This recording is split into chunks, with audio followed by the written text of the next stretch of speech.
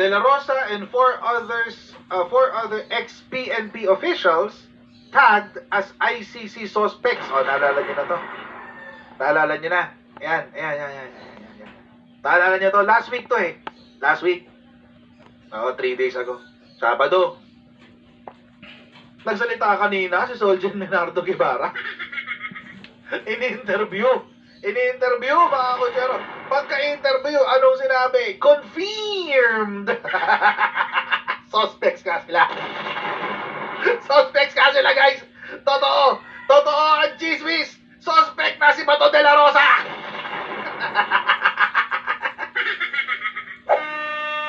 Ayan, so mga kutsero, kayo po ay nasa US, UK, Canada, Italy, France, Spain, Ireland, and Belgium, ay pwede na magpadala ng inyong mga remittances sa Pilipinas. Gamit po ang Sendwave. Ang gagawin nyo lang ay download ang Sendwave app, gumawa kayo ng account. Ilagay nyo ba ang account details nyo at pwede na kayong magpadala sa Pilipinas through GCash, cash pickup, at iba't ibang mga pawn shop, sa mga bangko pala sa ating bansa sa Pilipinas. At kapag ginamit nyo pa ang promo code na Coach Janet, ayan, sa inyo pong unang padala ay makakuha pa kayo ng karagdagang $20 free credit. Kaya gamitin na si Sendwave for all of your remittance needs. Mukhang pero senador na magtatago sa farm. Mukhang may senador na magtatago sa farm, guys. Ito yung interview niya. Ito yung interview ni Leonardo Guevara. Okay. There is another big topic that we wanted to talk to you about, which is the International Criminal Court, talking about legal preparations. What preparations have you done in that regard, and what are you hearing? There's nothing to prepare for. Why is that so ICC. good? As far as the government is concerned, we have completely detached ourselves from the ICC because we withdrew from it as a state. And that withdrawal took effect way back in 2019. So we have terminated all relations with the ICC. That's clear that is the stance of the government. But Correct. Solgen, former Senator Antonio Trillanes also released an ICC document yet to be verified, questioned by the former PNP chief Oscar Albayalde. The document identifying 5 persons as suspects in this case. First of all, can you verify with us, does that document exist? And has the ICC coordinated or communicated with the Philippine government? You know, since Mr. Trillanes has brought up this matter, this supposedly confidential matter, I am compelled to say something about it so that it will be seen by the people in its proper context. Magpapaliwanag na si Solgen. Nabitin kayo, no? Ayan na! Magsasalita na si Solgen tungkol doon sa nag-viral nga na dokumento na ipinakita ni dating Senador Antonio Trillanes. Ito na. Game. Yes, there is a communication. There is a request from the ICC prosecutor requesting assistance from the Philippine government to facilitate the interview of 5 individuals. Ayun! Confirmed! So mukhang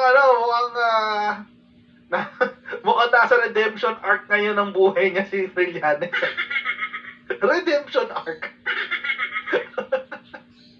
Ayan na!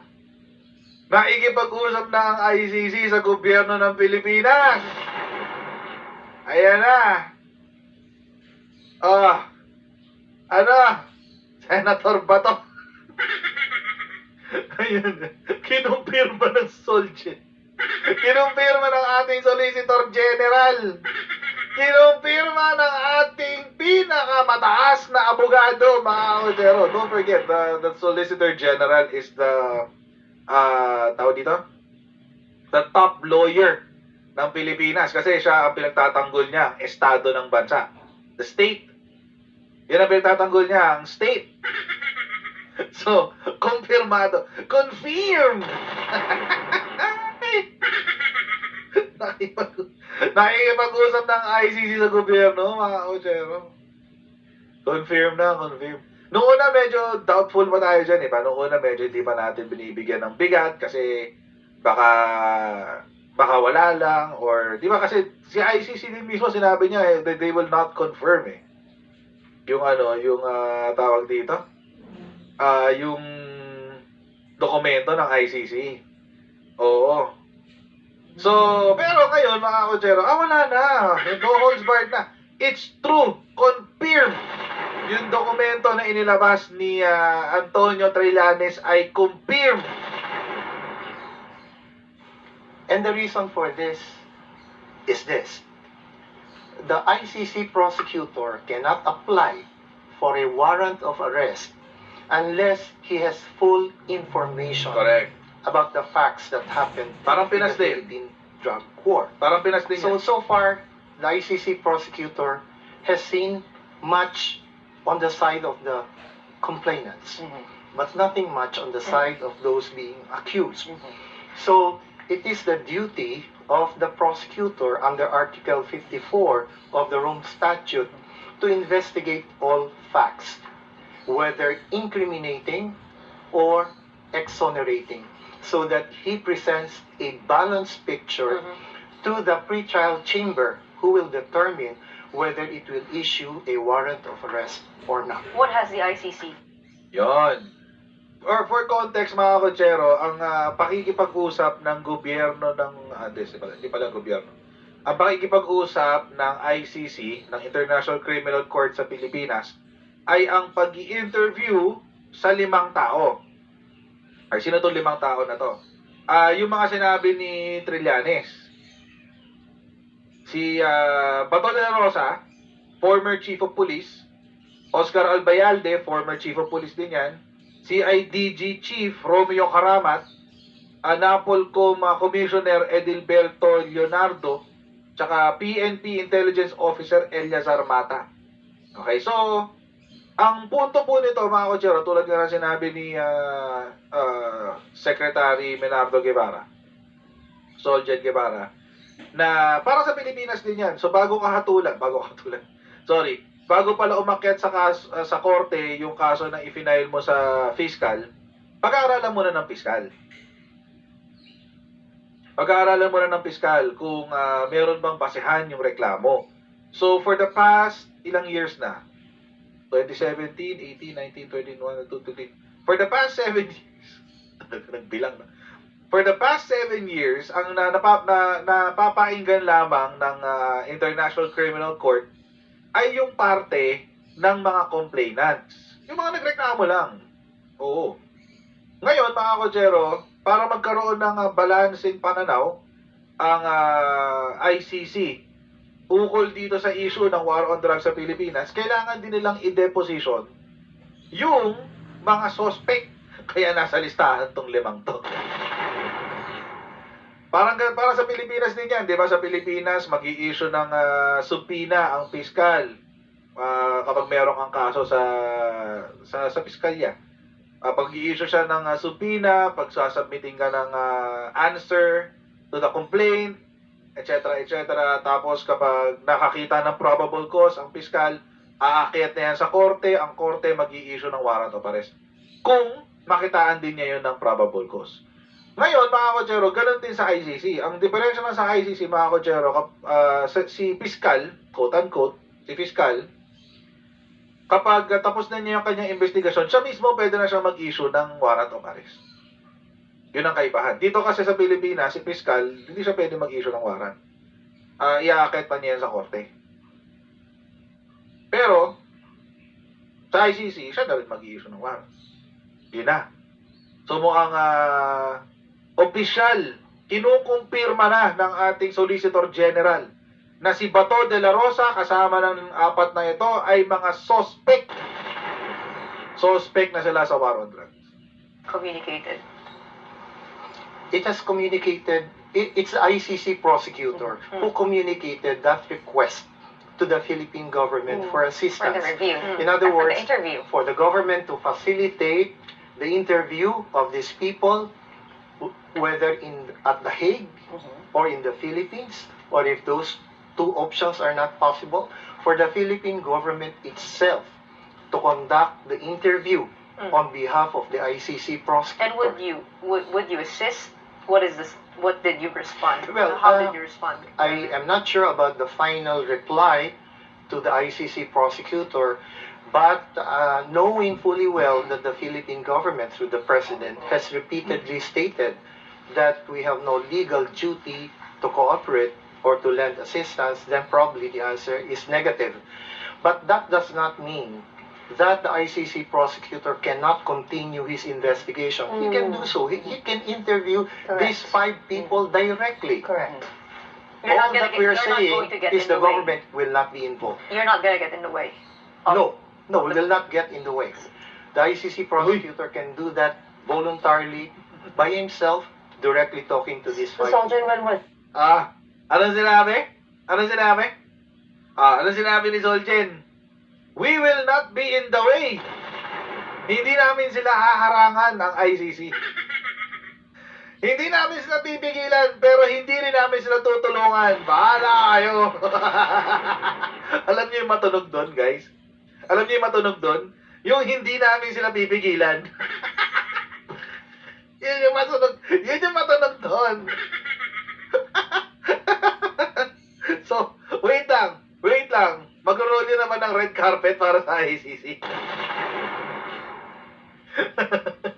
Mag-roll nyo naman tayo ng red carpet para sa ICC.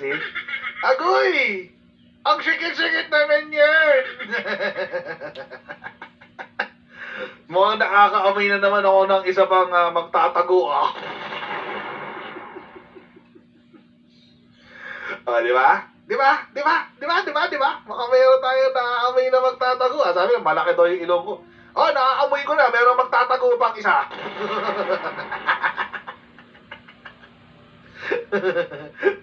The nose knows best.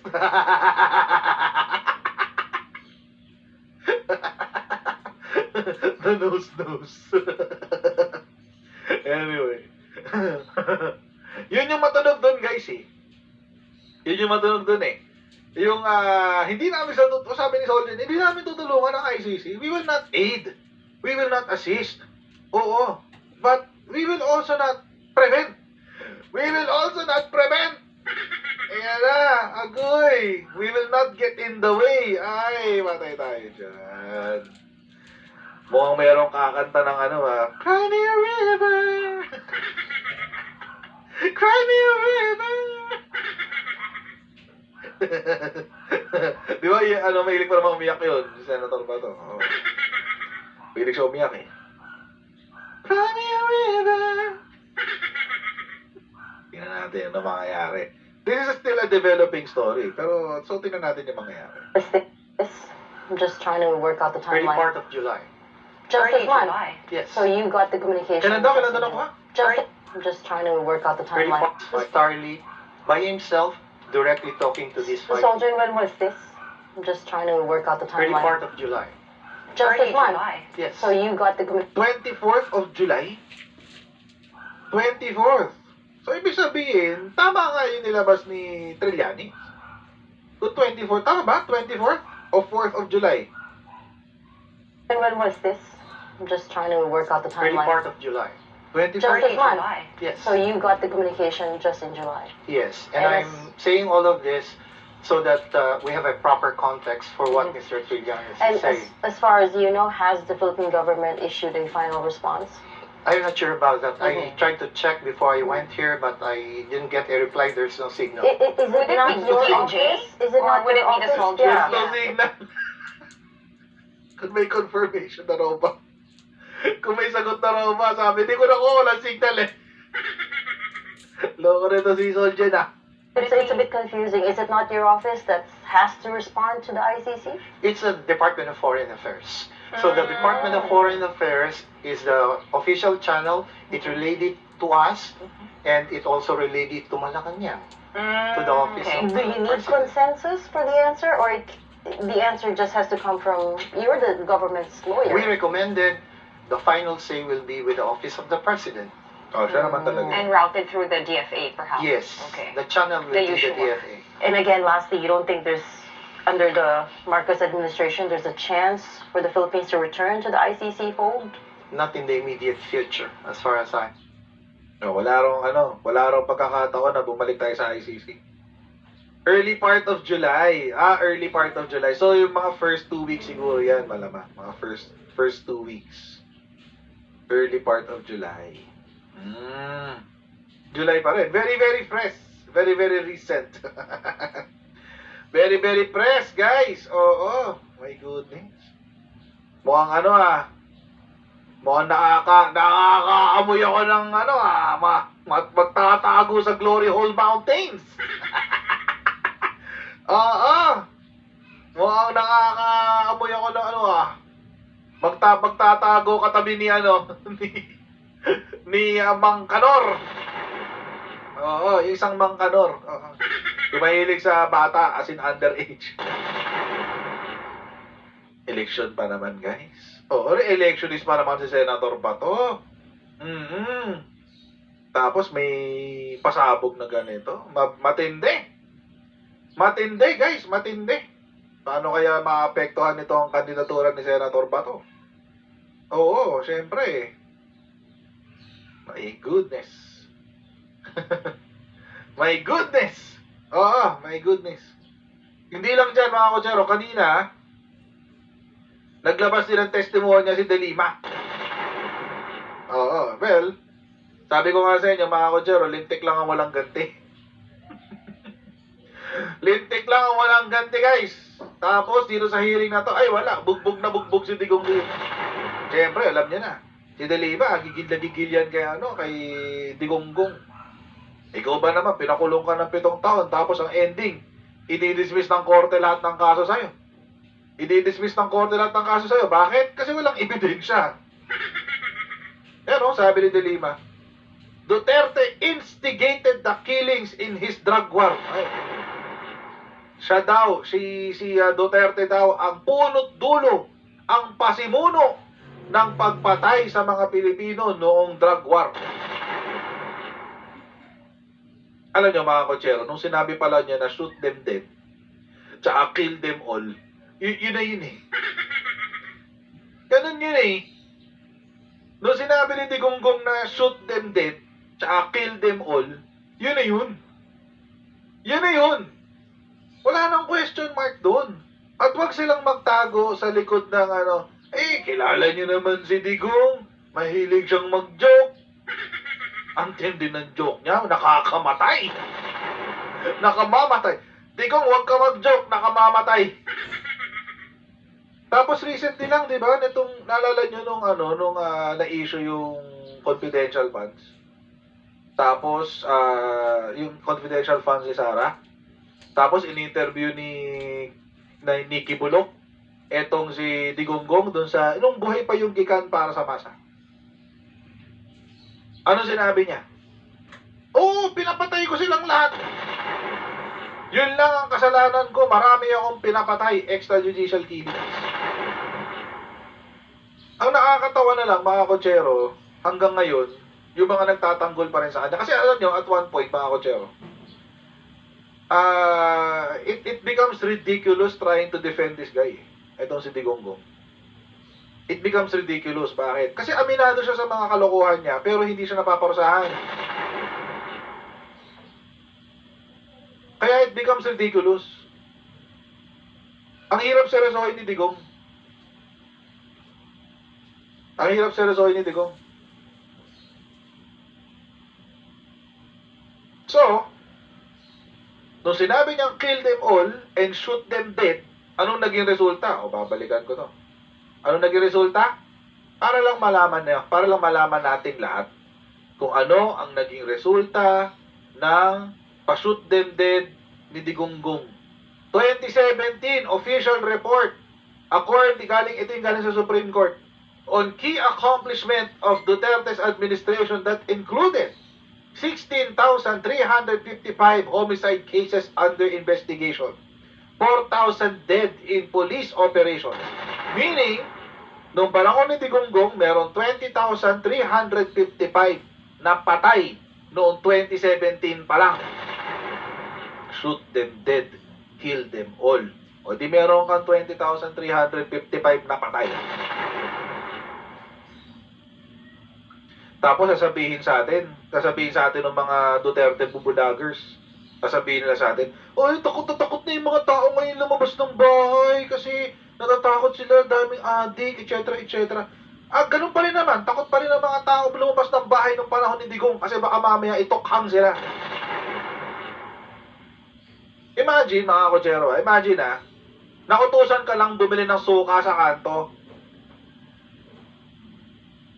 Nautusan ka lang bumili ng suka sa kanto. Tapos all of a sudden, may hahablot sa'yo, merong kukuha sa kwelyo mo, bigla ka na lang dadalhin sa iskinita, papatayin ka. Imbis na arestuhin ka, dalhin ka sa presinto, pusher to, arestuhin to. Anong gagawin sa'yo? Dadalhin ka sa iskinita, palunurin ka, i-execute ka. Paano ka hindi matatakot? Naglilinis ka lang sa tapat ng tindahan mo. Ganito yung nangyari nga dun sa Ilang beses ko na kinukwento to, pero kasi alam niyo mga kotsero, at one point we have to realize, lalo na yung mga Duterte Balahura supporters na nandito sa chatroom natin. At one point you have to realize the sheer ridiculousness of defending the war on drugs ni Digonggong. Naglilinis ka lang ng tapat ng sari-sari store mo, nakatambay ka lang sa sari-sari store mo, tatambangan ka ng 4 na nakamotor, bigla ka nilang pagbabarilin. Ganon kawalang hiyayang tukhang na yan, anak-anak tipaklong. Bakit ka pinagbabaril? Kasi nilagay yung pangalan mo dun sa anonymous Dropbox. Para lang sabihin na dahil may kakaway ka, nilagay yung pangalan mo dun. After nun, 1 week later, inambush ka na.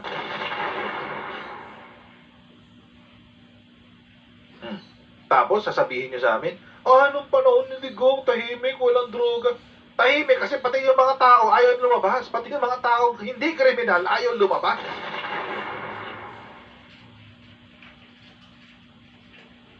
Kriminal at sibilyan, kriminal at hindi kriminal ayaw lumabas. Dahil may merong ganyan drug war na nagaganap. Tahimik kasi takot mamatay, or tahimik kasi patay na. Either of the two. Tahimik kasi takot mamatay, or tahimik kasi patay na. Wala na magagawa. Patay na. Imagine, 20,355 dead. Tapos makakarinig tayo ng mga reports na hindi rin naman sinasagot. Hindi sinasagot ng mga Duterte o kung sino-sino man na yung mga vigilante killings daw ay mga pulis din or mga tao ng mga pulis. Diba? Narinig natin yun. Mas marami pa yung patay kaysa huli.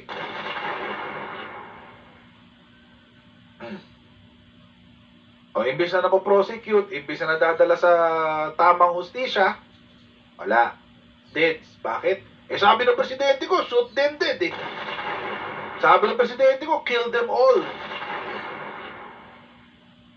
So mga kotsero, at least ako, I still do not believe na ICC has jurisdiction in the Philippines. Pinapanindigan ko talaga yan. Hanggang ngayon, naniniwala ako ang ICC wala jurisdiction sa Philippines.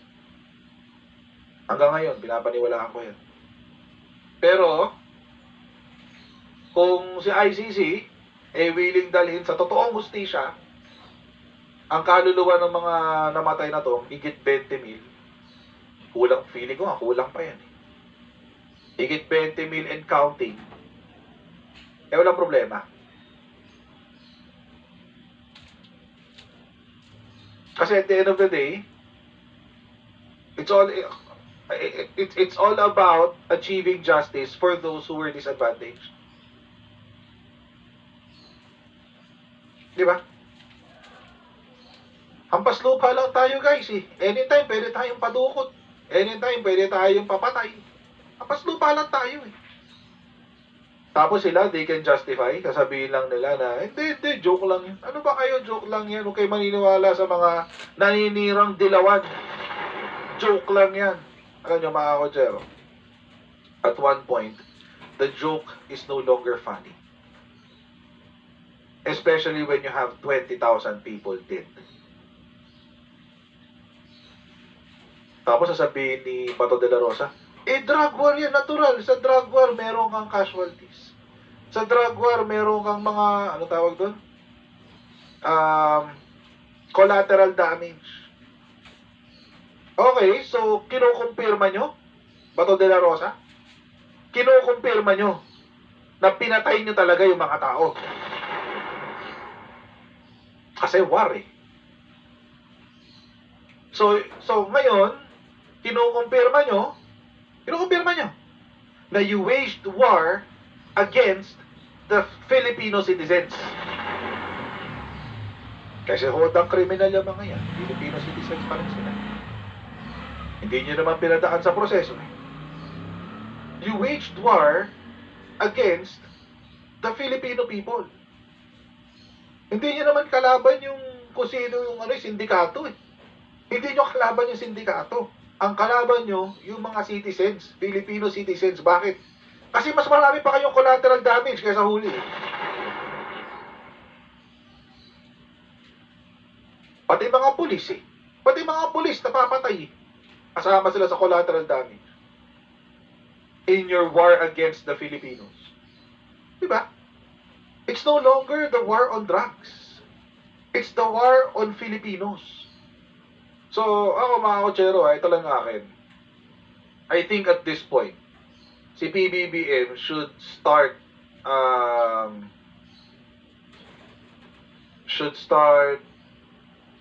rethinking yung kanyang mga commitment sa mga Duterte. Ako mga kotsero, meron akong theory. Theory lang naman.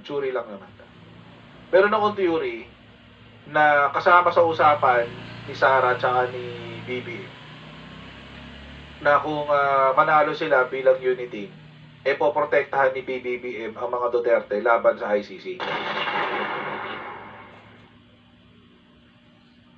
I have a feeling na may ganun silang usapan. I'm not sure if it's confirmed. Hindi ako sure kung confirmed yan. Or, pero feeling ko there's something to that effect. Kung hindi man saktong ganon, it's something to that effect. If I were PBBM, kung meron man ganong usapan, i-rethink ko na yun. Babalikan ko, pag-iisipan muli. Babalikan ko, pag-iisipan ko ulit. Bakit? Tinraidor na ako ng mga Duterte. Tingnan nyo ganong katanga tong strategy ng mga Duterte. Ang gusto nilang mangyari, i-distab si PBB. Buti ito, nagtanong si Softbites ba yun? Why distab PBB? Ito, sasagutin ko kung bakit. Bakit kailangan i-distab si PBB? Para masigurado na hindi na pipigilan ng gobyerno ang pagpasok ng ICC. Bakit? Kasi, kapag natanggal si PBBM, or napuwersa nilang tanggalin si PBBM, sino magiging presidente?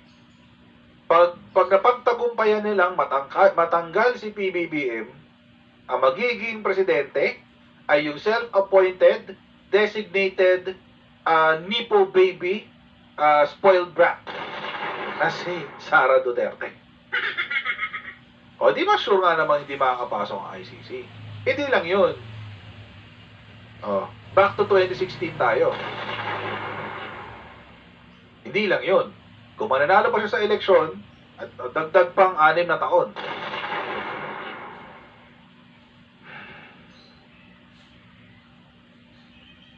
Hindi ko siya tatawagin designated survivor. Itatawag ko sa kanya designated Nipo baby. So, kailangan talaga matanggal si PBBM. Kailangan talaga siyang tanggalin para mas sigurado. Hindi lang yun. Yung syempre, yung mga benefits din of becoming or rising or coming back to power. May mga benepisyo yan eh. Na tulad ng, Davao Boys, etc. So yun. Ngayon, lalo na, sumasabog na yung mga, lumalabas na yung katotohanan tungkol sa Parmali, tungkol kay Michael Yang, di ba? Yung mga kabalbalan ng SMNI,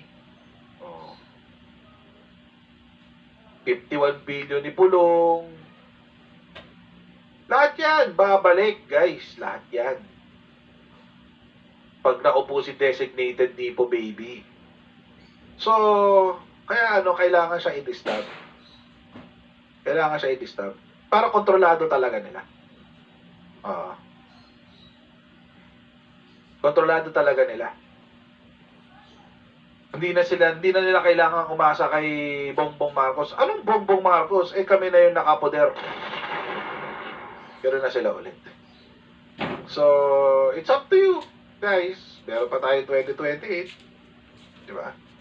Baka mamaya, iboto nyo pa rin si designated Nipo baby. Si DNB. Si DNB, guys. Kayo bahala. Ako hindi na. Last na yun. Last na yung 2022. Hindi na ako ulit. Nahirap pagpabudol